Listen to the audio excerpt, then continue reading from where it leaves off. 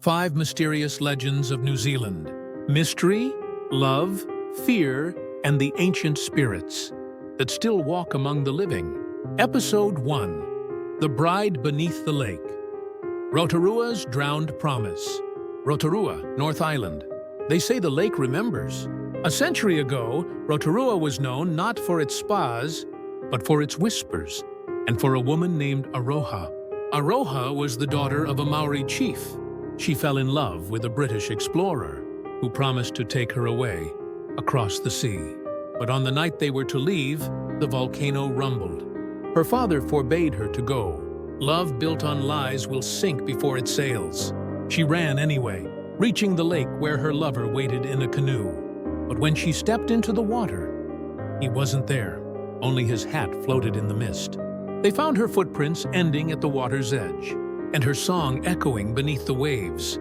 Now, when dawn fog rises over Lake Rotorua, the locals say you can hear her humming soft, sorrowful, endless. Those who follow the sound too far into the mist sometimes don't find their way back. Whispered truth. Love can cross oceans, but never the line between life and memory. Episode 2. The Mountain's Jealous Heart. Mount Taranaki's Curse. New Plymouth, North Island. Before the world had borders, the mountains could walk. Mount Taranaki was once beside Mount Tongariro, and both loved the same goddess, Pihanga. Their jealousy shook the earth, rivers boiled. Clouds turned black. In the chaos, Pihanga wept, saying, "Love should not burn the sky."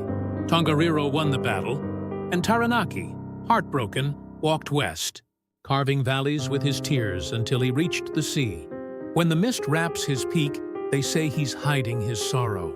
When the clouds clear, he's watching Pihanga, still waiting, still in love. Scientists call it condensation, but elders say it's longing. And one day, when he finally moves again, the land will tremble with heartbreak. Even gods can love too fiercely, and the earth remembers their sorrow. Episode 3. The Silent Forest of Spirits. Waipua's Lost Path.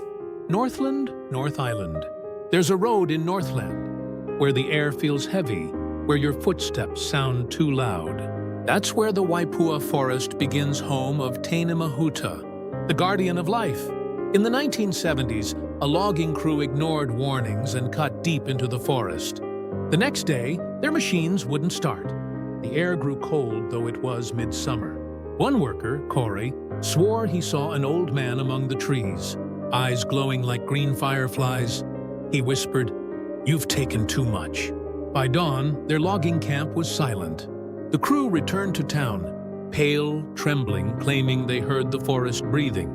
They quit that day and became protectors instead. Today, rangers still greet the trees before entering.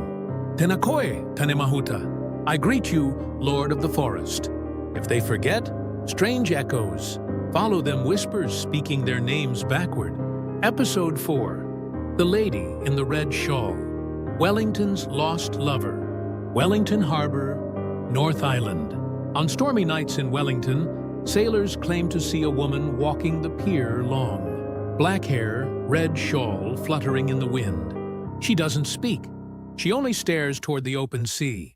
Her name was Marina Wells, a young pianist from London, who fell in love with a Maori sailor in the 1800s. They promised to marry once he returned from his voyage. But the storm came, his ship never did. Every evening she stood on the same dock, playing his song on a small music box until the day she vanished. Weeks later, fishermen found that same music box floating near Sums Island, still playing, though rusted by salt. To this day, the melody sometimes drifts across Wellington Harbor. Before a storm, the Coast Guard calls it wind distortion. Locals call it Marina's rehearsal. Some love songs never end, they just change their audience. Episode 5. The Lights That Walk. Stewart Island's Spirit Trail. Rakiura, Stewart Island, south of South Island. Far to the south, where the night is longer and the wind sings like a flute, lies Rakiura, the land of glowing skies. When the aurora australis rises, green and violet curtains fill the horizon. Scientists call it the Southern Lights. But the Maori say those are te waka, O Rangi, the ghost canoe of the ancestors, guiding lost souls home. A fisherman once followed the lights, believing they would lead him to his brother lost at sea. His boat was found days later, perfectly still, his compass frozen. And ash from a fire lay in the hull, though the sea was calm. Locals say if you light a candle during the aurora, you must blow it out before dawn, or the spirits might mistake your flame for a signal and come too close. New Zealand is not haunted, it's alive. The mountains breathe, the lakes remember, and the forests still whisper to those who forget to listen. Every legend is a reminder. Love can shape land, sorrow can move mountains, and silence can still be full of voices.